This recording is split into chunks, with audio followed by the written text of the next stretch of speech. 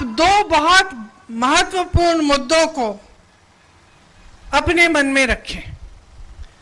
पहला ये कि देश भर में क्या हो रहा है, देश की राजनीति कैसे चल रही है, आगे चल के देश का क्या होगा, भविष्य हमारा कैसा लग रहा है।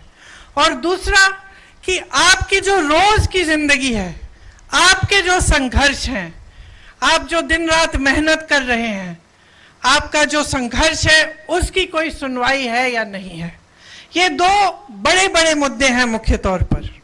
तो मैं थोड़ा दोनों मुद्दों पर आपसे बातचीत करना चाहती हूँ। देखिए, जहां तक आपका जीवन है और आपके संघर्ष हैं, आपसे अच्छी तरह कोई इनको समझता नहीं है। सही बात है कि नहीं? मेरी बहनें बैठी हैं, महंगाई कितनी बढ़ चुकी है, आप किस तरह से रोज के जीवन को आप आगे बढ़ाते हैं, किस तरह से जब आपको दुकान जाना पड़ता है, कुछ खरीदना पड़ता है, तो किस तरह से उस चीज को आप खरीद पाते हैं।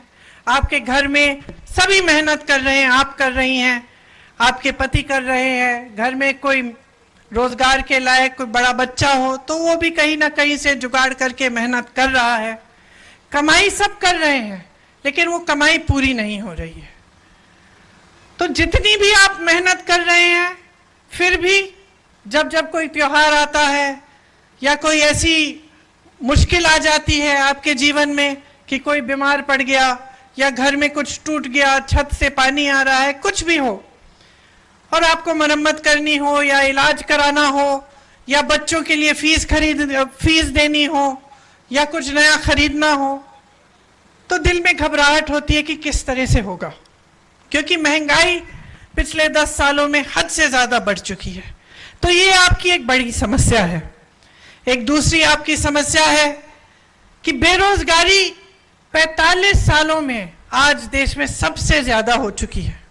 बेरोजगारी इतनी है कि चाहे कितना भी आप अपने बच्चों को पढ़ाएं लिखाएं, आपको ये गारंटी नहीं मिल सकती कि पढ़ने लिखने के बावजूद उसको रोजगार मिलेगा कि नहीं मिलेगा। तो तमाम हमारे जो नौजवान हैं, चाहे महिला हो चाहे पुरुष हो, सब बेरोजगार बैठे हैं। तो ये एक बहुत बड़ी आपकी एक और समस्या है। किसानों की बहुत समस्याएं हैं। आज किसान भी महंगाई से जूझ रहा है। जितने भी सामान आप खेती में इस्तेमाल करते हैं सब पे जीएसटी है, सब महंगे हो गए हैं। पेट्रोल के दाम बढ़ गए हैं, डीजल के दाम बढ़ गए हैं, तो किसान खेती में भी कमा नहीं पा रहा है।